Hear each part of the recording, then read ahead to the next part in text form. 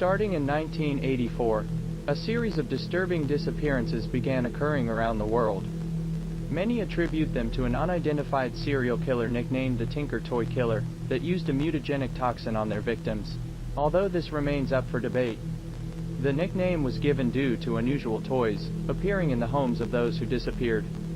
While varying in type from stuffed animals to action figures, they all had two central traits in common: surveillance equipment embedded in them whose source has yet to be identified, and an inability to remove them from the premises due to reasons police still deem highly classified. But this isn't the only parallel shared between victims. All reported victims were either well-known human rights activists or active supporters of their cause. Shortly before their disappearances, they were seen wearing a golden pendant with a diamond-shaped gem. A few claimed they physically couldn't remove it without causing massive physical damage to themselves, something backed up by security footage of the 10th victim. While earlier victims were reported as going mad or being possessed, more modern sources claim of auditory hallucinations and physical deformities among victims.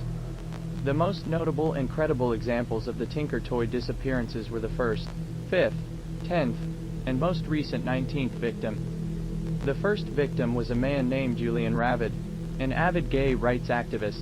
In 1984, details are murky due to his disappearance being overshadowed by the rising AIDS epidemic and the story being considered fake at the time, but the few existing sources claim he experienced rapid hair loss, purplish-black blotches appearing on his skin, and his fingers turning magenta and becoming hard in a way his boyfriend described as being crystal-like. The 5th victim was a 12-year-old girl named Christina Kaw, the daughter of a wealthy Danish politician. In 1991, she donated regularly to charities and awareness organizations to try and make her world a better place, especially ones that campaign for better conditions for those like her, with a larger physique. But one day, she was sealed in her family mansion, and not allowed to leave. Political opponents of her father became the main targets, and they sent spies to get to the bottom of it as a result. Many came back too traumatized to speak, while others claimed she attacked anyone who tried to remove her from water. Her fingers and toes were reported to have become webbed, her eyes had a white haze, scales were on parts of her body, and her teeth had become needle-like. The next day, she vanished from the mansion without a trace. However, the claims from the spies sent in weren't believed until years later. The 10th and most well-documented victim was a Korean pop star named Sung Jin Sang-hun, who went by the stage name Sing Song, and regularly campaigned for better treatment of the lower class he was born into. In 2003, after he suddenly canceled his tours and concerts without warning, paparazzi reported him wearing an unusually heavy coat for a summer day, and coughing without a stop. When he vanished from his penthouse, his manager Ji Young-mi-suk confessed the reasoning behind his sudden tour cancellation. He appeared at a recording session with rougher skin wearing a new pendant he assumed was from a thoughtful fan. Things proceeded as normal with Ji Young safe in the recording booth. But midway through the song, he collapsed on the ground convulsing as bumps appeared across his arms. Other members of the record label attempted to remove the necklace after reportedly seeing it glow during the incident, but that caused a flash of white fire that internal thermometers measured at 12,000 degrees Fahrenheit before breaking.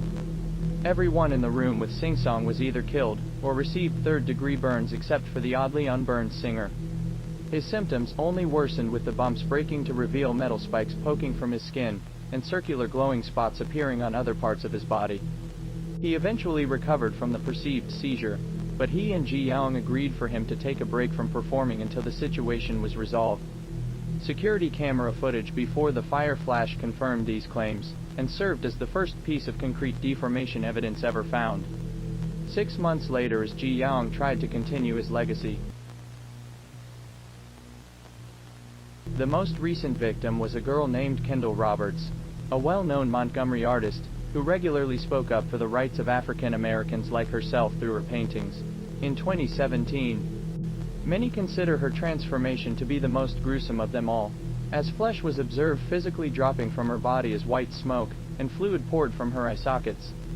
Emergency alerts of a zombie attack went off, and police tried to shoot her despite her pleas to stop, but she seemed indestructible and every bullet ricocheted off her body while dealing no damage. She ran away into a nearby alley, and after many heard her cries of pain from within, She was never seen again. Disappearances of this kind have not occurred since. These stories are one of the few that governments agreed should not be broadcast beyond a local level due to their gruesome nature, along with the rarity and unavoidability of attacks potentially causing mass panic. Even the live broadcasts left out the grisly details, so they're often only known to people who actively seek them out. Many believe the killer died after 40 years, but many officials and mystery geeks say it's only a matter of time until the rumored Tinker Toy Killer strikes again.